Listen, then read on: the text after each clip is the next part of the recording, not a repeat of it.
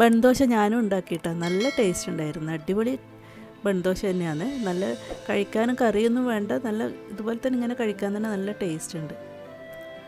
പെട്ടെന്ന് ഉണ്ടാക്കിയെടുക്കാനും പറ്റും. പെട്ടെന്നല്ല, അരി കുതിർക്കേണ്ട ആ ഒരു ടൈമുണ്ട്. പിന്നെ അത് അരച്ചിട്ട് ഒരു 8 മണിക്കൂറൊക്കെ വെക്കണം. എന്നാൽ മാത്രമേ നല്ല അടിപൊളിയായിട്ട് നമുക്കിത് നല്ല പെർഫെക്റ്റായിട്ട് കിട്ടുകയുള്ളൂ. കണ്ടില്ല, ഇപ്പോൾ ഇങ്ങനെ കാണാൻ പറ്റുന്നുണ്ടോ? നല്ല സോഫ്റ്റാണ്. ഉൾഭാഗത്തൊക്കെ നല്ല ആരുകളൊക്കെ വീണിട്ട് നല്ല ടേസ്റ്റ് ഉണ്ടായിരുന്നു.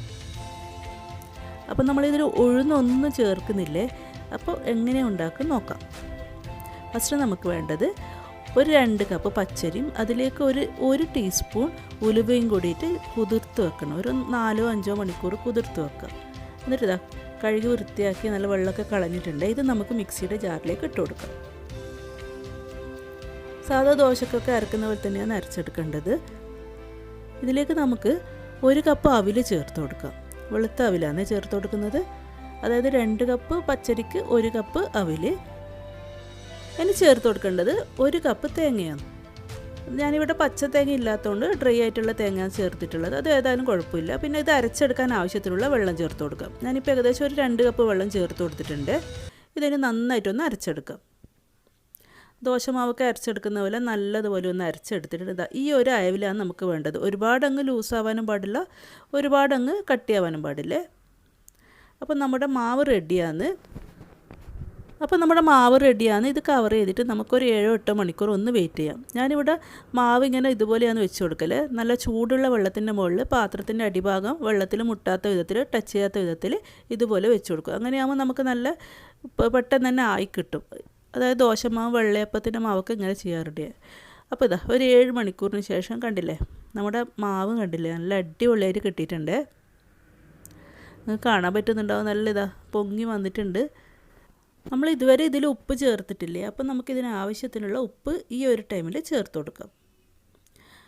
ഞാനിവിടെ ഒരു 1/4 ടീസ്പൂണോളം ഉപ്പ് ചേർത്ത് കൊടുക്കുന്നുണ്ട്. എന്നിട്ട് നന്നായിട്ടൊന്ന് മിക്സ് ചെയ്തെടുക്കാം. ഇനി നിങ്ങളുടെ മാവ് ഇതുപോലെ പെർഫെക്റ്റായിട്ട് കിട്ടിയിട്ടില്ലെങ്കിൽ ഉപ്പ് ചേർക്കുന്ന ആ ഒരു ടൈമിൽ തന്നെ ഒരു 1/2 ടീസ്പൂൺ ബേക്കിംഗ് സോഡ ചേർത്ത് കൊടുത്താൽ മതി കേട്ടോ. അങ്ങനെയാകുമ്പോൾ നല്ല കറക്റ്റായിട്ട് കിട്ടിക്കോളും. ഇനി നമുക്കൊരു 2 ടീസ്പൂൺ എണ്ണ ചൂടാക്കുക. അതിലേക്ക് 1 ടീസ്പൂൺ കടുക് പൊട്ടിക്കുക. കടുക് പൊട്ടി വരുമ്പം അതിലേക്ക് നമുക്ക് 1 ടേബിൾ സ്പൂൺ നല്ല കഴുകി വൃത്തിയാക്കിയ ഉഴുന്ന് ഇട്ട് കൊടുക്കാം. ഉഴുന്ന് നല്ലതുപോലെ ഒന്ന് ഫ്രൈ ചെയ്തെടുക്കുക. ഒരു ലൈറ്റ് ഒരു ബ്രൗൺ കളറൊക്കെ ആകുമ്പോൾ അതിലേക്ക് നമുക്ക് പച്ചമുളകും കറിവേപ്പിലയും ചെറുതായിട്ട് അരിഞ്ഞിട്ട് ഇട്ട് കൊടുക്കാം. പച്ചമുളക് നിങ്ങൾക്ക് ഇഷ്ടം പോലെ എടുക്കുക. ഒരു 2-3 അല്ലെങ്കിൽ നല്ല എരിവ് വേണമെന്നുണ്ടെങ്കിൽ ഒരു 4-5 ഒക്കെ എടുക്കുക. ഇനി ഈ പച്ചമുളകിൻ്റെ കളറൊക്കെ മാറുന്നതിന് മുമ്പ് തന്നെ നമുക്കിത് നമ്മുടെ മാവിലേക്ക് ഒഴിച്ചു കൊടുത്തിട്ട് നന്നായിട്ടൊന്ന് മിക്സ് ചെയ്തെടുക്കാം. നന്നായിട്ട് മിക്സ് ചെയ്തിട്ടുണ്ട്. നമ്മുടെ മാവ് ഇവിടെ റെഡിയാണ്.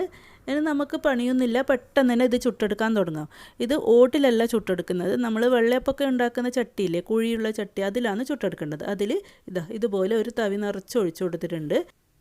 ഇനി ബൺദോശ കുറച്ചുകൂടി വലിപ്പത്തിൽ വേണമെന്നുണ്ടെങ്കിൽ കുറച്ചുകൂടി മാവ് ഇതിന് മുകളിലേക്ക് ഒഴിച്ചു കൊടുക്കുക. ഞാനിപ്പോൾ ഒരു തവിയെ ഒഴിച്ചു കൊടുത്തിട്ടുള്ളൂ.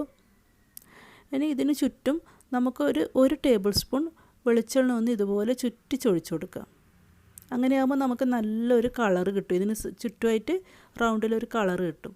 ഇനി ഇത് അടച്ച് വെച്ചിട്ട് 1 മണിക്കൂർ നമുക്കൊന്ന് വെയിറ്റ് ചെയ്യാം. ഒരു മീഡിയം ലോ ഫ്ലെയിമിൽ തന്നെ തീ വെക്കണേ. തീ കൂട്ടി വെക്കരുത്, പെട്ടെന്ന് അടിഭാഗം കരിഞ്ഞു പോകും. അപ്പോൾ ഇതാ മുകൾ ഭാഗമൊക്കെ ആറി വന്നിട്ടുണ്ട്. ഇതിന് നമുക്കൊന്ന് തിരിച്ചിട്ട് കൊടുക്കാം. തിരിച്ചിട്ട് കൊടുത്തിട്ട് കുറച്ച് സമയം ഒന്ന് വെയിറ്റ് ചെയ്യുക.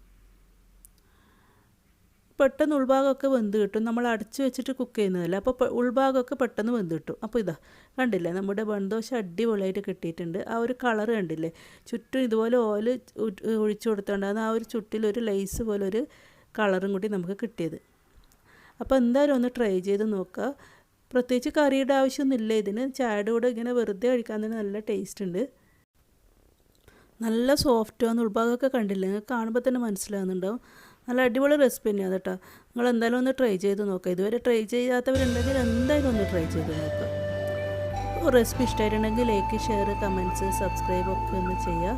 ഇൻഷാ അല്ലാഹ് ഇനി അടുത്ത വീഡിയോ ആയിട്ട് വരുന്നവരെല്ലാവർക്കും താങ്ക് യു. അസ്സലാമു അലൈക്കും.